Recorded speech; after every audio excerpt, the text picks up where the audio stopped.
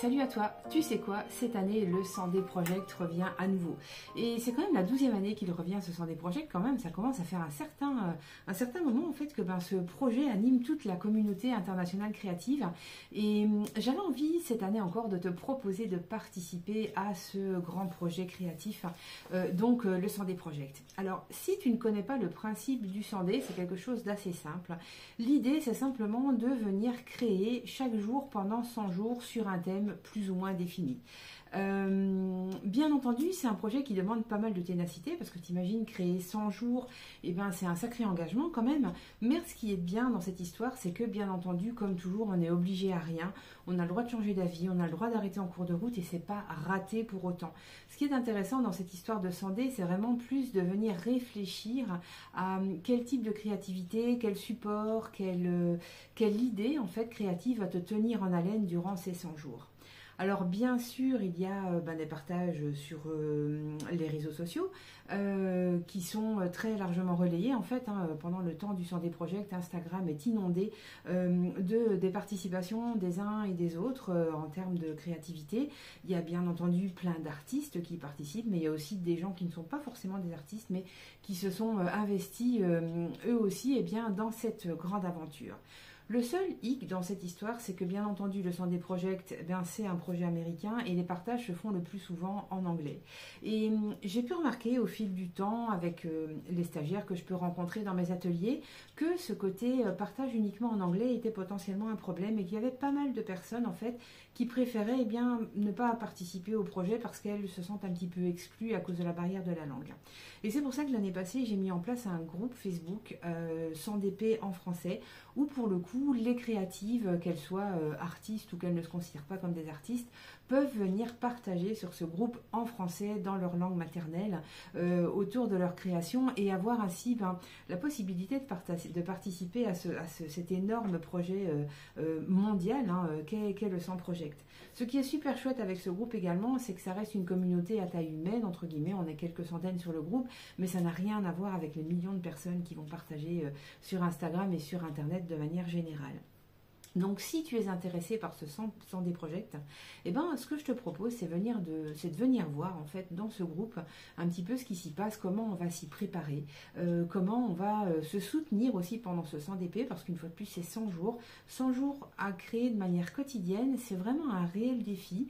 On a le droit d'arrêter en cours de route, je te l'ai déjà dit, mais pour celles qui persévèrent jusqu'au bout, et même celles qui vont jusqu'au jour 50 ou même au jour 20, c'est un défi quand même que de créer au quotidien de manière récurrente, vraiment de prendre ce temps pour soi. Et les bienfaits du groupe, c'est aussi cela, c'est que justement, on peut se soutenir, en fait, on va voir que les autres ont participé, donc on va avoir envie de se motiver un petit peu plus pour participer également.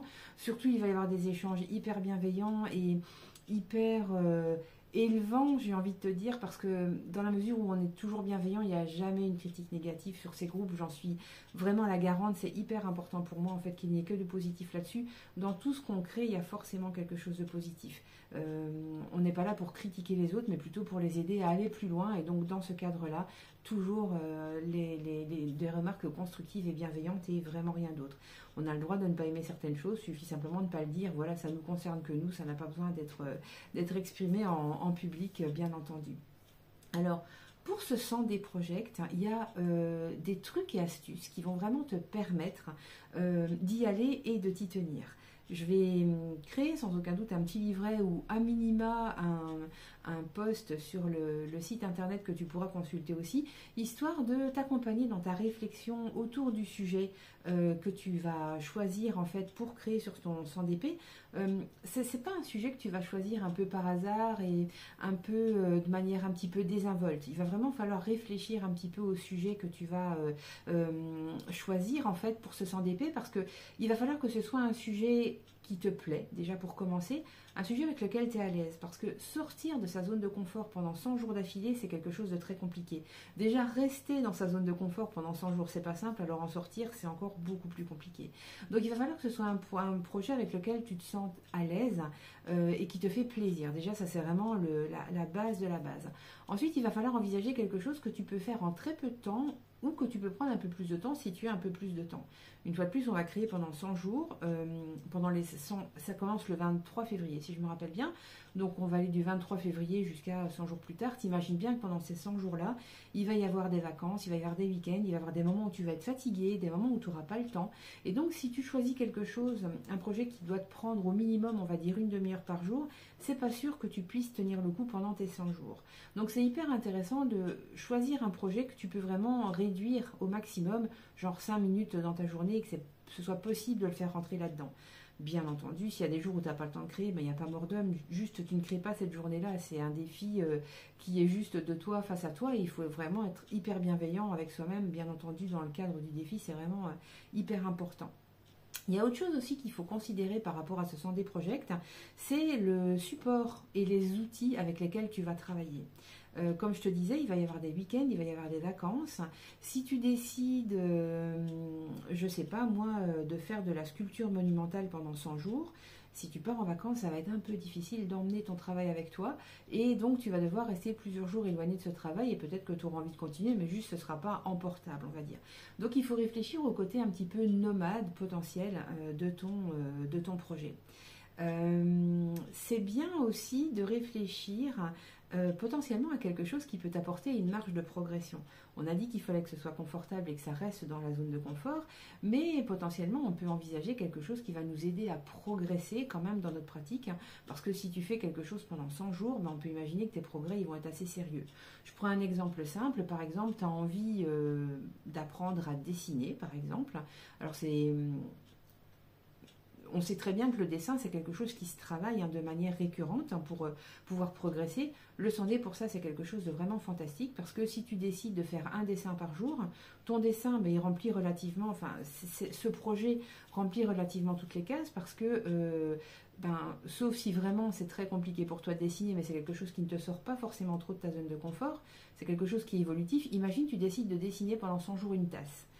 Entre la tasse de ton jour 1 et la tasse de ton jour 100, j'imagine qu'il y a une différence assez phénoménale. Et donc là, tu vas avoir vraiment une jolie marge de progression. C'est un projet qui est nomade, un carnet, quelques crayons, franchement, ça s'emmène très facilement. Et c'est aussi un projet qui peut prendre plus ou moins de temps. Tu peux dessiner très rapidement un petit croquis, ça peut se faire en 2 minutes.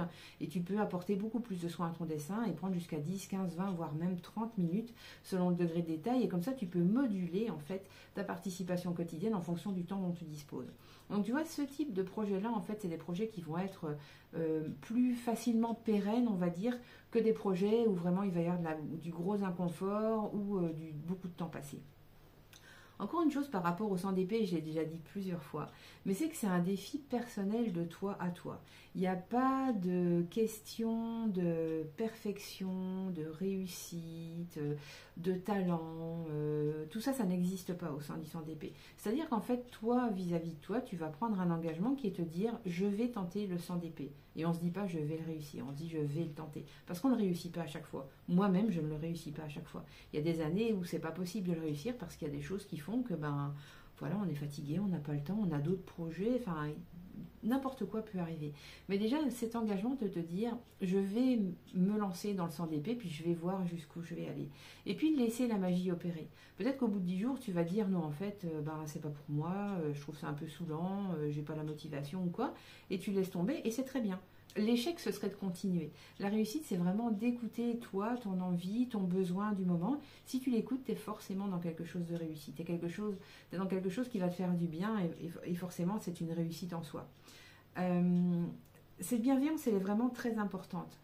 Chaque année, on voit des personnes qui râlent contre elles-mêmes parce qu'elles ne sont pas allées au bout, parce qu'elles n'ont pas eu la motivation, et en fait, elles s'en veulent un petit peu. Mais ça ne sert à rien, en fait, de t'en vouloir. Ça ne sert vraiment à rien. Même si tu viens dans la communauté Facebook du 100 DP en français et que tu commences à partager au début, puis que tu laisses tomber un moment pour X raisons qui sont les tiennes et qui sont les meilleures raisons du monde, tu peux continuer à venir voir, à venir commenter, à venir te réjouir pour celles qui ont poursuivi, et puis te dire tout simplement que l'année prochaine, peut-être que tu iras plus loin, ou peut-être que l'année prochaine, tu ne le testeras pas parce que tu t'es rendu compte que c'était pas pour toi tout simplement ce type de projet. Donc voilà, vraiment la plus grande bienveillance au sein de ce 100 DP est vraiment requise, mais c'est vraiment le prérequis, le premier prérequis à avoir, c'est vraiment d'accepter que potentiellement ce 100 DP ne verra pas son aboutissement, n'ira pas au bout des 100 jours, et c'est tout à fait ok.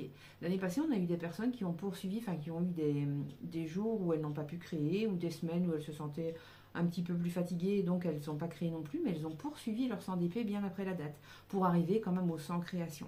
C'est vraiment une question d'écouter son rythme, d'écouter son ressenti, d'écouter son besoin et son envie. C'est vraiment la première chose à faire, avant même de réfléchir au reste.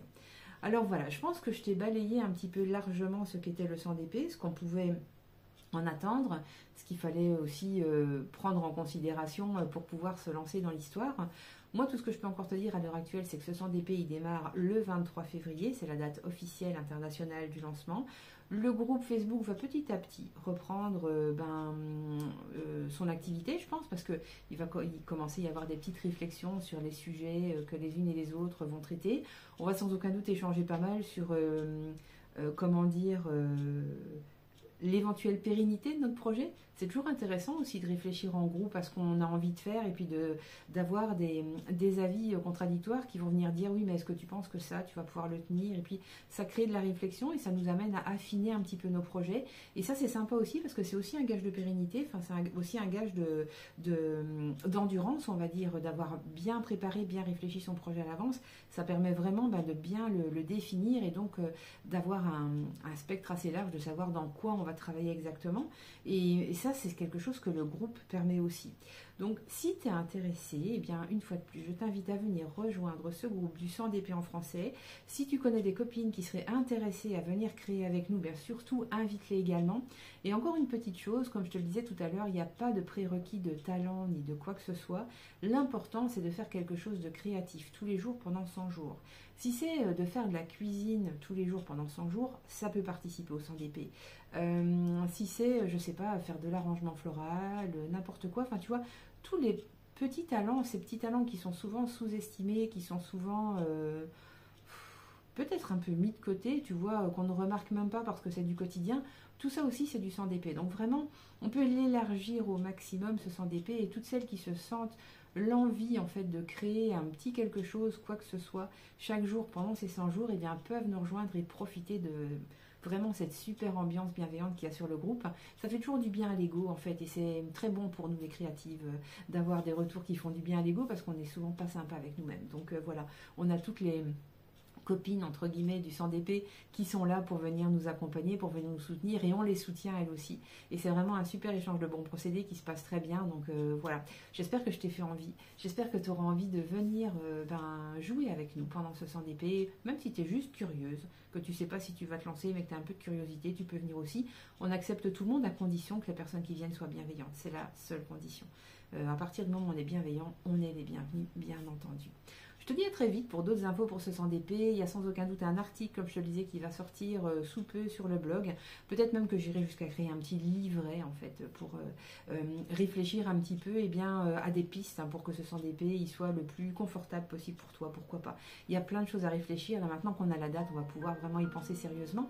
Donc, vivement que ça arrive.